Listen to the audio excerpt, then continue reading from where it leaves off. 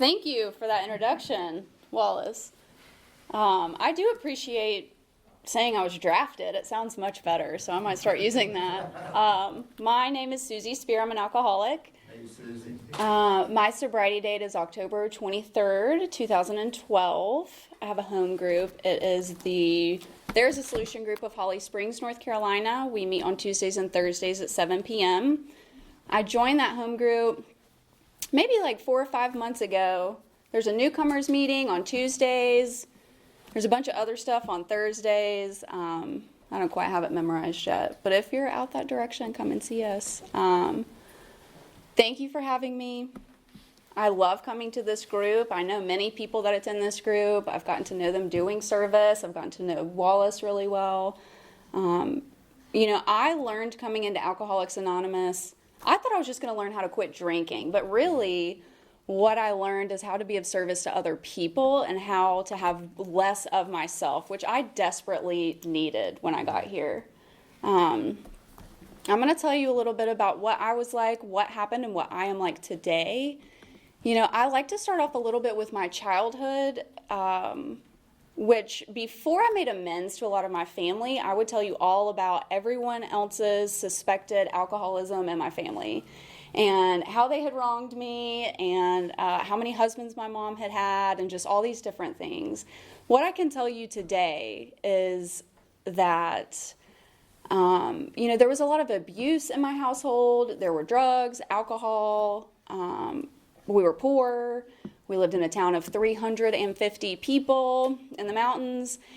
And I blamed my drinking on all of that when I first got here. What I can tell you today is that I know that I drink because I like the effect produced by alcohol. It has nothing to do with how I was raised or how I wasn't raised or what I had or didn't have.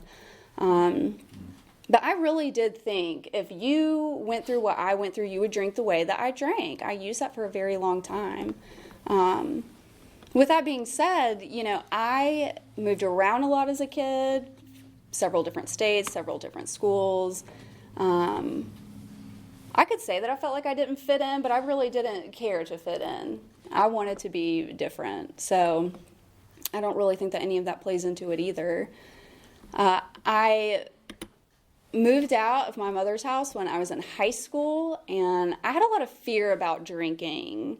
I did graduate high school, but I moved out and started working, and all of my friends were partying, and I was just like the friend who would come and pick you up and take you to my house because I didn't have any parents there, and like take care of you. I had a fear of becoming like people I had seen in my family and what drinking had done in their lives, and I swore that I was not going to do that. I never swore off alcohol, but I swore that I was not going to be like my mother or other people who drank, were heavy drinkers.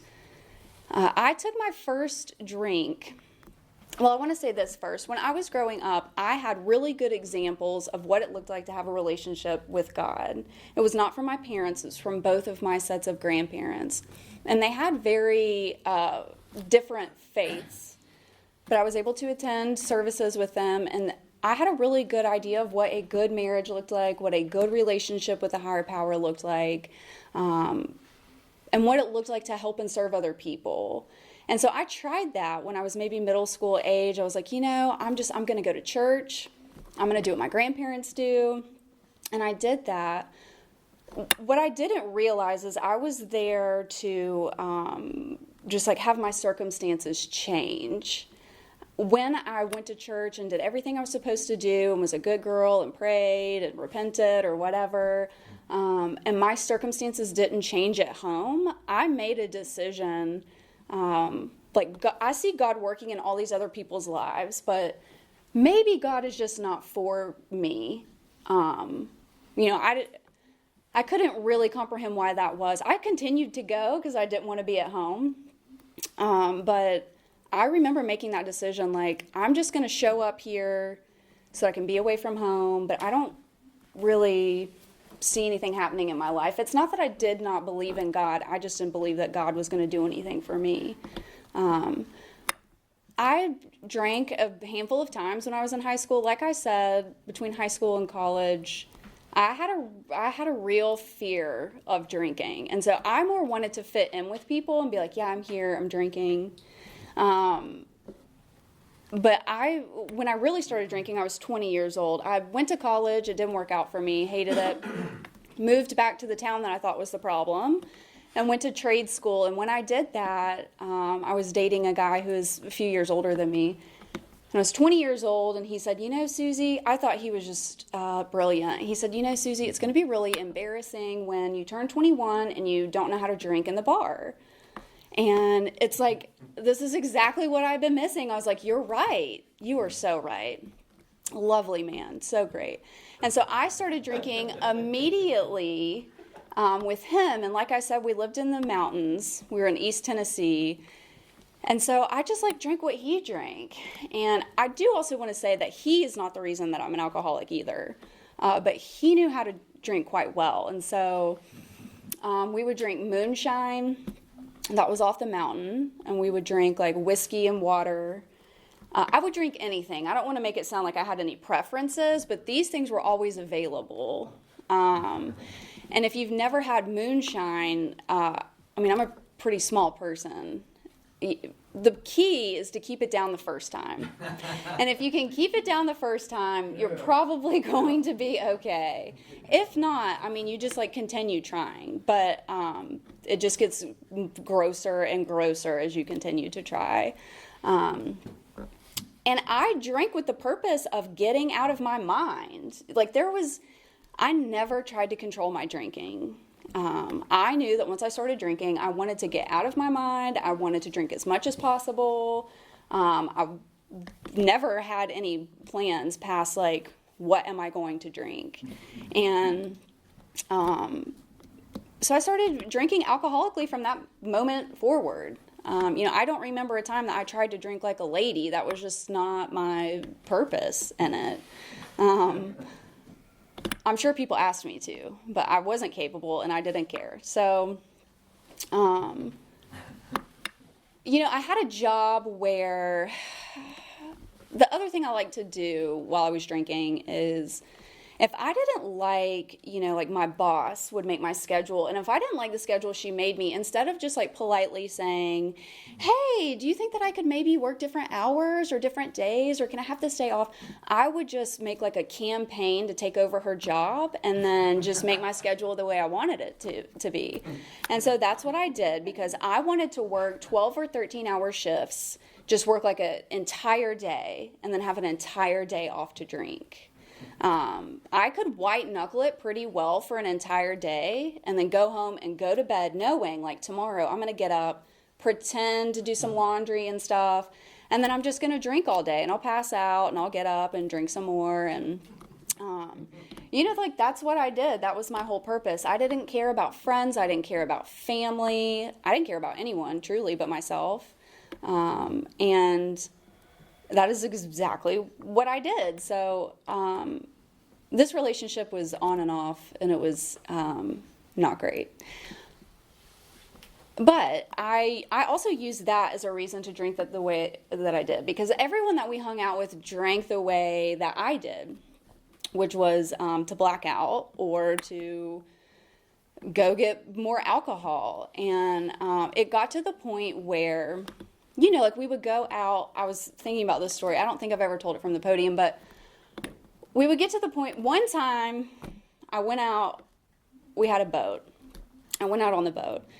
And I was like, I'll drink and I could probably pass out somewhere and people will leave me alone. Well, what happened was I blacked out and I was not asleep, and I don't know, slapped my boyfriend or something, and he picked me up and just tossed me off the boat. And that was fine. I was like, this is can somebody just give me some alcohol? And that, I liked to be treated that way, I think, because then I could use that as more energy to drink the way that I wanted to drink.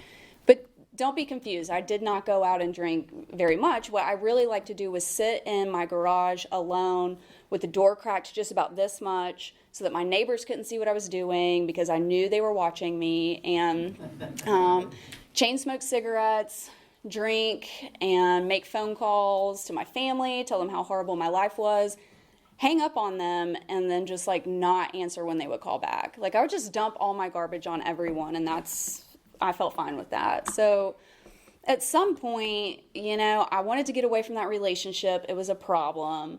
And I decided to move to North Carolina because my sister had moved here.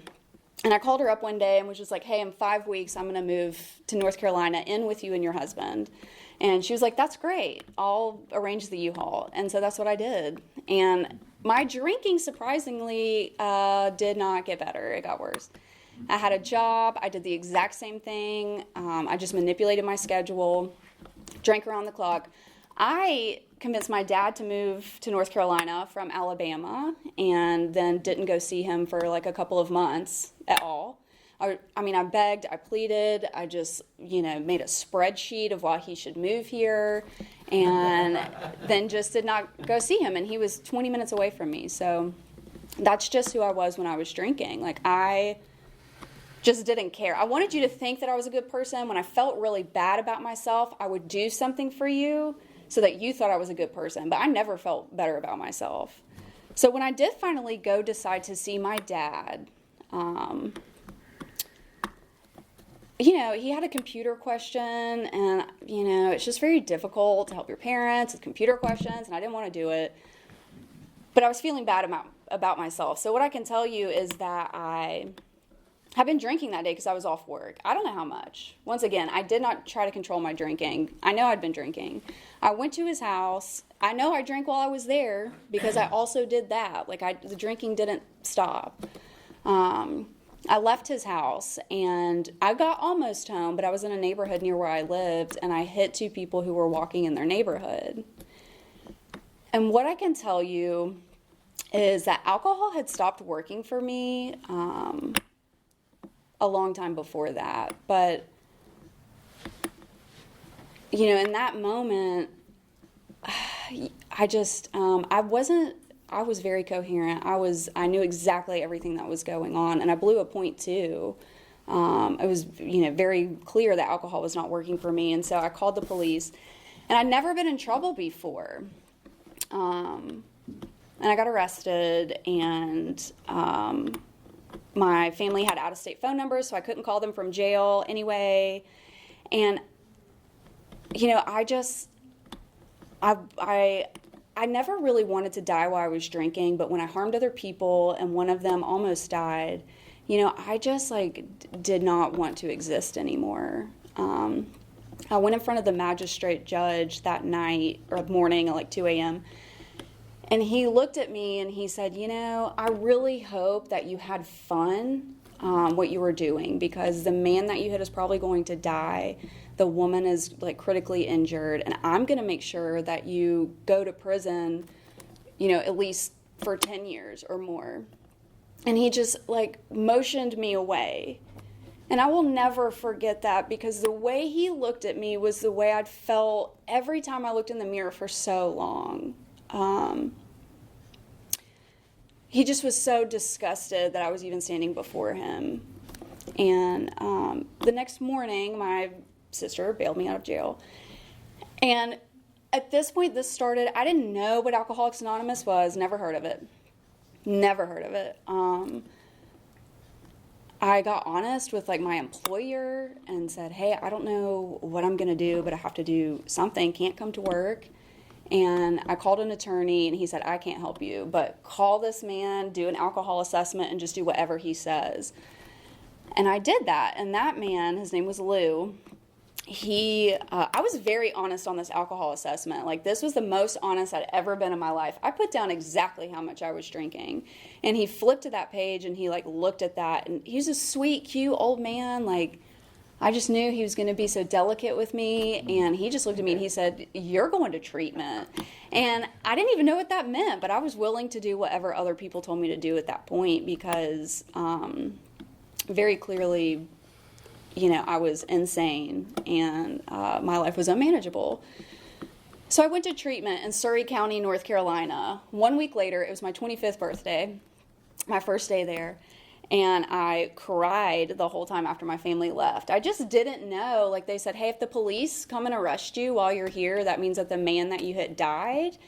And other than that, good luck. And they didn't tell me anything the entire time that I was in treatment.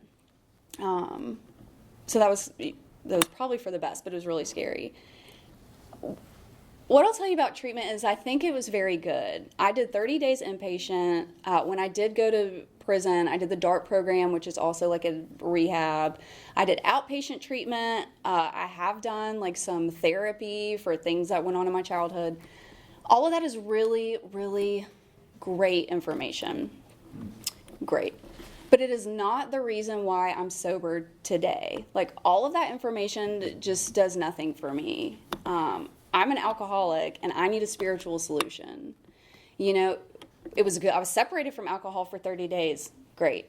I was introduced to Alcoholics Anonymous.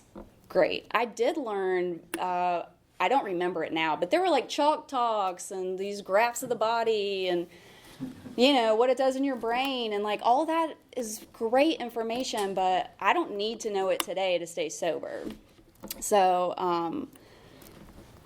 the last day in that treatment center, I was introduced to Alcoholics Anonymous, which was amazing. You know, when I walked into, I think it's like an old train depot or something, and you went in the basement, and there were couches that smelled like they'd been next to a dumpster in the rain, and they were all old men. But when I walked in there, and I heard a solution, like I saw God in the steps. Like I said, you know, I didn't have a problem with God, and I was willing in that moment to take back my childhood, one of the childhood faiths, in order to stay sober. Like I was so desperate when I got to Alcoholics Anonymous. I would do anything you all told me without reservation, and I'm so glad that that was my experience. Someone told me early on, like, no one is too dumb for AA, but there are people who are too smart. And I'm glad that's the case. Like, I would rather be dumb in AA and stay sober than be the smartest one in the room. So, on my last day in that treatment center, my counselor, who I found out way after the fact was a member of AA, or is, she asked me, she said, "Are you going to go to an AA meeting tonight?" I said, "Yeah, sure, I will." And she picked up the phone and called a woman in Raleigh, gave her all of my information, my address, my phone number, like my full name, and said, "Okay, she's going to pick you up at 5:30, and like handed me the phone. And I was so offended. I knew it was like against HIPAA or something. She shouldn't have done that. But it was, you know, just another one of those God moments where someone was willing, an old timer at that, was willing to pick me up and take me to a meeting. And that meeting was my home group for like 7.5 years. And she took me there. And these women, for 3 months in this group, taught me about Alcoholics Anonymous. They taught me what sponsorship was about. They taught me what a home group was and service. They had me making coffee. They had me shaking hands at the door when we were allowed to do that. And I couldn't get honest with them initially about the fact that I knew I was going to prison. I just didn't know for how long. People would ask, like, "Did you get a DUI?" And I'd be like, yeah, like that's what happened. Because I was terrified that once people in Alcoholics Anonymous found out what I had done, it was so much worse in my mind than anything that I had heard from anyone else, that they were going to be like, "Oh, no, but not you." Once I finally did get honest with them, you know, these women introduced me to women that took meetings into the prisons, and they said, "Hey, like, this is who you're going to see. This is what it's about. Here's what you will do." And all of that was really amazing. As a newcomer, you know, I was just kind of like, this is all good. This is fine. But I'm going to prison, and none of y'all have been to prison. So, like, I just kind of think I need to be preparing in other ways, you know? Like, I don't know what they are, but I'm probably going to have to, like, join a gang or get a girlfriend or something. Like, I'm not exactly sure how it's going to work, but probably need a little more information other than AA. And, you know, these women taught me that I was going to be able to stay sober in Alcoholics Anonymous in prison if I was willing to get a start before I went. So I was in AA in Raleigh for 2 months before I did go to prison. At my sentencing, the 2 people that I had harmed, that I'd hit with my car, were there. They wanted to talk to me, and they told me this prior. And my attorney said, you know, you can talk to them or not. It's up to you. And I remember talking to my sponsor, and I said, you know, I'm only like on the 3rd or 4th step. I've read the book. I know I don't have to make amends quite yet. So, like, I don't think I can do that. And she said, well, Suzy, they didn't ask for you to say anything. They said they wanted to talk to you. And, you should pray about it, but I think that it would be a good opportunity for, to allow these people that you have harmed to tell you how you have harmed them. And they did. But they also forgave me, and they also told me that they hoped that I could live a life with God and outside of prison. So it was a really amazing experience. And I'm glad that I've always had sponsorship. I've had sponsors who have talked to me in a way that is direct, that gets my attention. It's not always nice. It's not always like flowery and self-care or whatever. It's like, this is what you do to stay sober so that you can live and help others. So I did go to prison, and yikes. I just don't think I was prepared, I was not able to go to an AA meeting for about 2 months, but some people had kind of prepared me for that. I was not able to have an AA book for quite a while. So I was trying to write out the 12 steps, and I was trying to remember how it works and all this stuff. And once I finally was able to talk to someone from AA, they're just like, say the Serenity Prayer, say the Lord's Prayer. You don't have to necessarily, if you don't have a book, just please do anything. I also was under the assumption that I wasn't going to have to work all of the steps to completion while I was incarcerated, because once again, I had read the book, and I knew I couldn't go to people to make amends. And I knew that, I wasn't going to be able to meet with my sponsor in person all the time. And I'm like, well, this is probably going to be pretty easy for me. So I just need to really focus on not getting shanked or something. And, I got some very direct letters, which I still have, from my sponsor at that time. And she was like, hey, look, you don't get to choose what parts of this program you're going to participate in. And there are plenty of people who have been incarcerated that have done all of these steps. And if you're not willing to do all of them, then sorry about it. Maybe you should find someone else to sponsor you. And I got willing, really quickly. So I did work all 12 steps while I was incarcerated. I also took other women through the steps. That was part of the deal too. It says that in the book, which was difficult. I was able to go to AA meetings eventually, and I just really couldn't understand. I was like, none of these people in here, none of these women really want to do this the way I'm doing it. And the women who brought in the meeting, they're members of, or they were, of the principals group of Raleigh. They said, it doesn't really matter. It's you're responsible when anyone anywhere reaches out for help, and you have 3 months of experience outside of the prison that most of these women don't have. So if you're on the 3rd step, you take someone else through the 1st and 2nd step. If you're on the 8th step, take some people through the book, read the book with them. If someone says that they want help or they want to know something about Alcoholics Anonymous, then you help them. And so I did that, and it was really frustrating because I was like the nerd girl with the blue book, going to the meetings, praying by my bedside, by my bunk. You're in a room with 18 bunk beds, and it's just not the cool, sexy thing to, kneel at your bed and pray every morning and night. But, the women around me could see that I was trying to do something different, which I did not realize until I did almost got beat up. And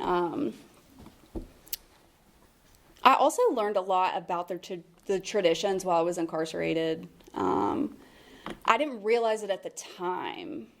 I really have to have people point things out to me. But there was, my sponsor at the time was pregnant, and there was a woman who brought the meeting into the prison who was also pregnant. And I just remember talking to both of them, and I'm like, why are you coming into a maximum security prison, like with your unborn child? Like, you don't have to do that, right? Like, there are other people, I'm sure, that are willing to do that. And they said, Suzy, just keep coming back, and one day you will learn. And I would ask questions like that. I kind of had a mouth on me.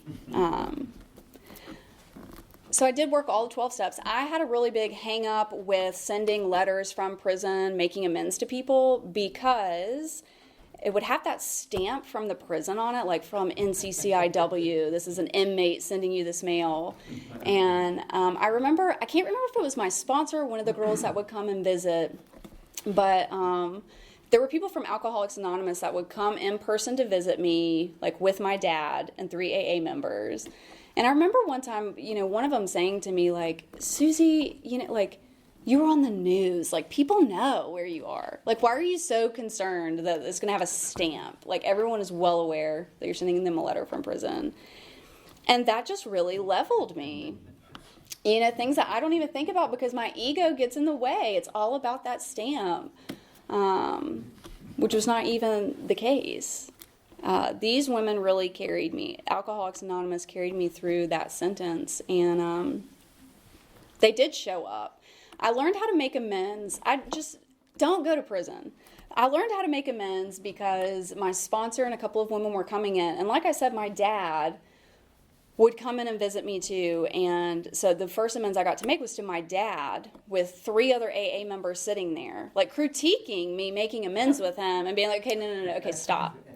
Okay, so you're not supposed to just do this and this, and like you're making everything about you, and you're trying to make excuses, and it was like very embarrassing. I felt like everyone was staring at us. I was like, I'm never going to be able to do this, but it was like a really great way to learn, I suppose, if you have to do it that way. So like I said, there was one time that I almost got beat up, and it was because I had this job in the kitchen. I was making 12 cents a day. And, I was just, everyone hated that job and wanted to get out of there. And so, spiritual principles. So my sponsor was like, Suzy, what would you do if this was a job outside of prison? And I was like, probably my old behaviors of trying to be the boss and manipulate everything. She's like, okay, don't do that. Show up, be on time, just do your little job, like, doling out the slop for the day and keep it moving. And I did that, and I did end up getting promoted several times, That's what AA can do. And the thing is when I was at the head of the line, and you gave out the sugar, cookies, cake, whatever. Sugar is a drug, you guys, okay? And in prison, if somebody's your friend, you give them extra. If someone is your enemy, you also have to give them extra. And I was just not willing to do that. I was trying to live by spiritual principles. And this seems like something that is so insignificant. And I remember talking to my sponsor, this one girl, I'm just going to have to do it. It probably won't matter that much. It's just like a prison thing. You wouldn't understand. And God will forgive me, And she was like, Suzy, if you can't live spiritual principles while you're incarcerated, what makes you think that you're going to get out into the free world and be able to live spiritual principles? And once again, did not like hearing that. But it was the truth. And so I did not, in fact, give this girl anything extra. And after a period of time, she was like, I'm coming for you when you get off work. So just be ready. And what I had learned from Alcoholics Anonymous is, I went into the little freezer, and I said a prayer. It's God save me. That one. Very afraid. But when that girl showed up to beat me up, there was a whole group of women that also showed up, and most of these women I didn't even know. This one girl said, we're just going to escort you down to your dorm. We're going to talk to this idiot. We see that you're trying to do something different. And you don't live the way that we live. And I was so shocked by that because I really kind of tried to stay under the radar. I was just trying to do my time and get out of there and put it all behind me. I never wanted to think or speak about prison again. And they saved me, they really did. So I learned a very valuable lesson in that. It's generally the little things that I want to do. Like, I just want to sneak a little bit. I just want to maybe lie a little bit or not live by principles a little bit. But those are the things that eat my lunch, always, and that get me really messed up. So I did work all 12 steps while I was incarcerated, sponsored other women. It was very, very challenging. There are many horrible stories about it. I'll spare you. I got out of prison, and the day that I got out of prison, my home group met that night, and, there was just not a doubt in my mind that that's where I was going to go. So I did. I went to my home group, and the most amazing thing, I did not get honest with everyone in my home group before I went to prison. I got honest with, like, a certain group of people. And when I got out, this man came up to me, and he was like, he was just kind of looking at me, and I knew that people were going to be like, oh, have you been out drinking? Are you getting a white chip? Because I've been gone for a year. And he didn't do that. He came up to me, and he said, what's your name? Is your name Suzy? And I was like, yeah. And he said, it's really good to see you. I'm glad you're here. And I knew I was exactly where I was supposed to be. If anyone past that asked me if I'd been drinking, like, it just didn't matter. Because I knew I was exactly where I needed to be. I started working the steps again. And face to face, reading out of the book together all the time, like 10 out of 10, do that instead.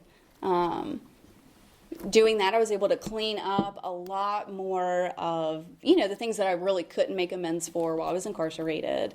And the biggest one was, like, my mother. I was like looking in a mirror when I was drinking with my mother. And I didn't like that. So I just changed my phone number one day and didn't talk to her for like 7 or 8 years. And that is truly who I was. Like, if you couldn't do something for me, then I just, like, didn't care, even my own mother. So I knew that I had to make amends with her. And I didn't make amends with her until I was, like, 4 or 5 years sober. And I talked about it with my sponsor over and over and over. Like, when should I do it? I haven't talked to her in forever. How am I going to tell her that I've been to prison and I'm an alcoholic, and just still making it all about me? But, I knew the moment that I was supposed to make amends to her. And it was a Tuesday, I don't know why that's significant, but I just, like, the big book tells us that we won't always be inspired. But this was an inspiration. Like, this was one of those times that I was inspired. Like, I knew what I was supposed to do. And it was the first time that I knew what I was supposed to do, and I took immediate action. I knew that I should call her. I said a prayer, and I just picked up the phone and called her. And she answered the phone, and I was like, hey, it's Suzy. And she was just like, Suzy Spear? Like, she couldn't believe that her own daughter was calling her. And I set up a time to go make amends to her in Tennessee. I did not have a driver's license, so another member of Alcoholics Anonymous drove me 6.5 hours. And I made amends to her. Now, she was not sober when I made amends to her. I was sitting across the table from her, and she was definitely not sober. But what I realized in that moment is I loved her for exactly who she is. I was able to not have these expectations of what my relationship with her was supposed to look like. The things that she did growing up, the things that she didn't do. Like, I just looked at her with love, and I could admire who she is.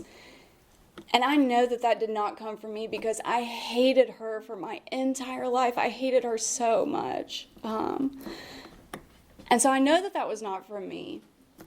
Now, just because that happened, I talk to her once a week, maybe, if she answers. And she still calls me at 2 and 3 and 4 a.m. and leaves me voicemails, like, not nice ones. But today, I don't have to call her back the next day and say, do you know what you said to me last night on my voicemail? Like, I just wait until the time that I call her every single week, which is on Tuesday, and maybe she tells me the same. I don't call her after noon, but I just talk to her about her day. Maybe it's the same thing she told me last week. It just doesn't really matter. I don't have to hate her. I don't have to be judgmental of her. I can just love her for who she is, and it's very, very, very difficult. But members of Alcoholics Anonymous taught me how to do that, and taught me that I do not have to participate in every dramatic thing that my family invites me to. I can just say, I just don't really have an opinion on that. I don't know. And there are several very dramatic things that have happened. So that was probably like one of the most impactful amends that I've made. I also have made several financial amends. People don't like to talk about money. But I was told that until I paid off all of my financial amends, that my money was not mine, it was other people's money. And that looked like me taking my own coffee when I would meet people for coffee before meetings, which I hated. It looked like me going out to eat with people after the meeting, but like eating before so that I, could fellowship. I just didn't understand the fellowship. And I'm so glad that I was encouraged to do that, because I made some of my absolute best friends that I can call at any time if I'm having an issue by doing that. That also meant that, I was on parole, I was on probation, I had several things to pay off because of my car accident, and I was able to do that with the help of members of Alcoholics Anonymous. I was trying desperately to get off of parole, and I was just coming up a little bit short, and just all of a sudden, all of these old-timers at my home group, like 4 of them, their cleaning lady went on vacation for 2 months, and so I cleaned their homes, and that is not what I do as a profession. But I was willing to do anything, and they really overpaid me, truly. And they just told me stories about all the furniture in their homes. But I got to build these relationships with old timers, who I'm still close with to this day. And they really helped me. It looked like people, I do hair, and so it looked like sometimes, this one old timer from my home group, he would prepay for a year of haircuts so that I could go to a spiritual retreat, and it was just amazing things like that I had to be humble enough to accept that and not let my ego get in the way of being able to participate in Alcoholics Anonymous, but also not just take a free ride. I didn't have a driver's license for 4.5 years. And what I can tell you about that is North Carolina, and they tell everyone this, but they told me that my license was permanently revoked forever. And I just believed them. I was trying to pay all this stuff off. I knew that I probably could never afford a car anyway, and probably couldn't afford all the crap that went along with that.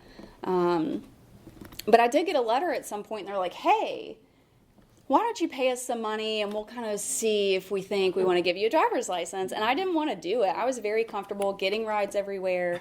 I got rides to 7 AA meetings a week. Now, they weren't always by people that I liked or meetings I wanted to go to, but I was always encouraged to go anyway. And I did. So I went and I tried to get my license back several times. This is how everything in my sobriety goes, I feel. Several times. Pay the money, show up, DMV officer is just no, we're not going to do it. Maybe 6 months from now.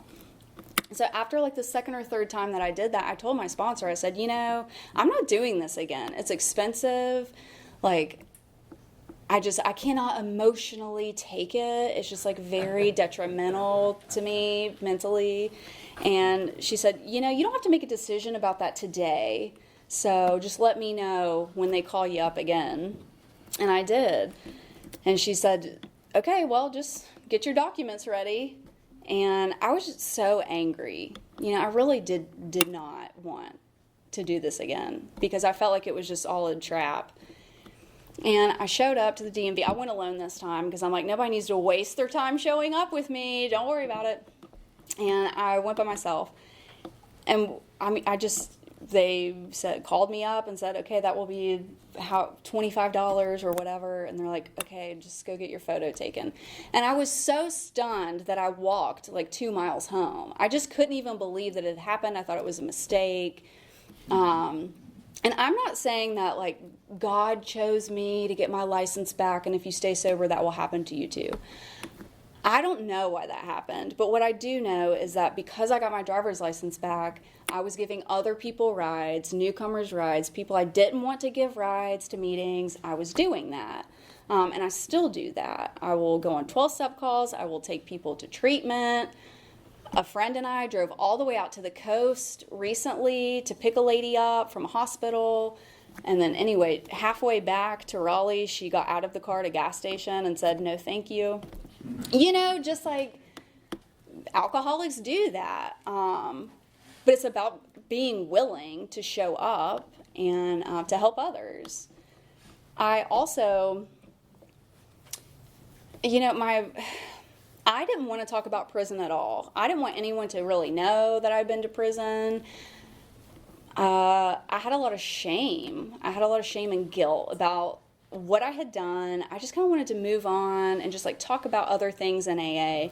And at some point, someone, I don't know if it was my sponsor, but someone said, Suzy, you complained when you first got here that you didn't hear any women talking about, or men, but really women talking about being incarcerated, going to prison, committing crimes, whatever. And like you're also not doing that.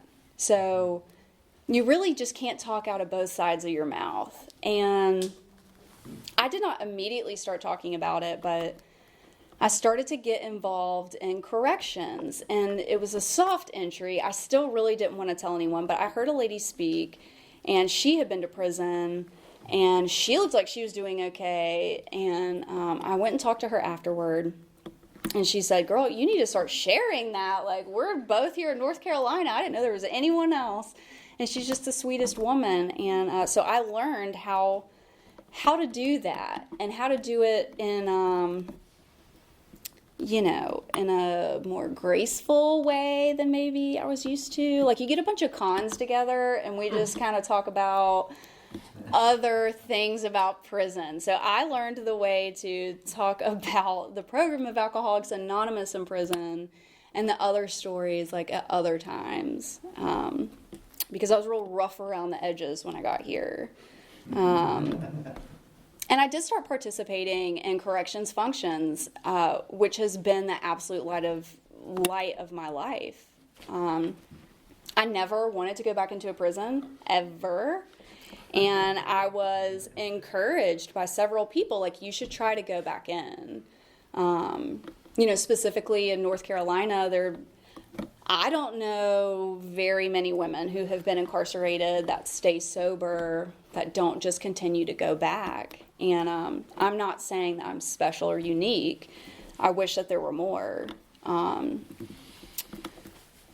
But I started getting involved in corrections, and I just thought that because I had been in prisons, like in Raleigh, nobody ever told me this. But I knew that they weren't going to let me go back in there. Like, I had the knowledge. I came up with it myself. And, people were encouraging me, like, fill out the paperwork, Suzy. Fill it out. Like, all they can say is no. But I was so afraid of, like, rejection or getting accepted that I was like, they're not going to let me in.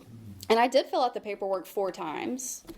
And, by that point, I'm like, yeah, I'll fill it out. No problem. Who cares? They're never going to accept me anyway. And a woman overheard me. She said, you filled it out 4 times and you haven't been accepted? And I was like, yeah, I mean, it's because, like, I'm a felon, like, they don't let us back in there. And she was like, oh, I'm going to call. And apparently she had like a government job or something, which I did not know. And so she would text me like updates. She's like, 10:52, I'm on hold with Miss Lucas or whoever. And I was like, this is yikes. And she did. Like a week later, I had the blue card, which you have to go into the prisons, like in my mailbox. And I freaked out. I was just like, this was the prison that I was incarcerated in the longest. Like, I don't think I can go back in there. Like, what if, what if somebody recognizes me? Which they didn't. Of course they didn't. But so I did end up going back into the prisons and into that prison. And it was very intimidating. It was very scary. The first time that I went in by myself, when no one else showed up, to go in with me, which usually they don't let you go in, just one person, but we had really good relationships. We were always on time. We always showed up. We were always kind to the staff there. So they were like, yeah, okay, come on, no big deal. And we were sitting there. I was sitting there in the room with all of the women alcoholics in this meeting, and we're just sitting there and we're chatting, and like 10 or 15 minutes goes by. And the girl sitting next to me, she's like, are you going to start the meeting? And it's like, I totally forgot that I was the volunteer there. I was like, oh my God, I'm the one who's here, like, supposed to be doing this thing. It was a very bizarre feeling, but I had so much gratitude in that moment. Not just because I knew I got to leave. I mean, that was probably part of it, but also just that I was able to be in that position, that I was trusted to be in a room where I had been incarcerated before. And I mean, they've left. They didn't care. They're like, AA, y'all are saying prayers, whatever. So it was truly amazing. I'm still involved with corrections currently, even though we can't go back in. And I hope that someday we are able to go back in, because it reminds me of who I am. It reminds me of all of my old ideas. And like when I start slipping back into those and like behaving in those, it's really easy to catch. My life today, I don't want it to sound like I've just gotten everything back that I've wanted, or that my life has been perfect since getting sober, because it hasn't been. I've learned a lot in relationships that I've had in AA. I've learned a lot about my character defects. They don't just go away. They generally just kind of hide a little bit and come back like worse than ever. I like to be a smart aleck a lot. I'm very direct, and I can use those things to harm people. And so it's very important, especially now, even to show up to Alcoholics Anonymous meetings. I didn't know how bad I was doing during COVID when everything was shut down until I went to an in-person AA meeting, and I was like, wow, like I'm doing really bad right now. I mean, my attitude sucks. I'm just like bitter and angry about everything. And so I realized that I needed to be doing service. And sometimes service is showing up to a meeting. Sometimes service is, I have sponsees, being willing to meet with them and not pushing them off and blaming COVID, or, I have been showing up to Zoom meetings also, because I just kind of like crapped on Zoom at one point. I'm just like, oh, I'm not going to do any Zoom. I'm over it. I'm doing all in-person meetings. And that was also not the right attitude to have. And it's like embarrassing to admit that, because it just sounds so stupid. But I do go to a couple of Zoom meetings and meet new people and let them know other meetings to go to, or that there are some in person or whatever. So I'm definitely still a work in progress. My relationship with the higher power today, I pray every morning and every night. I'm getting better at meditation. I know when I'm off the beam because I'm not praying and meditating. And for me, the humbling aspect of getting on my knees to pray, for me personally, this is my experience, reminds me that I am not in control, and that I need to turn my will and life over every single day to my higher power, which I choose to call God.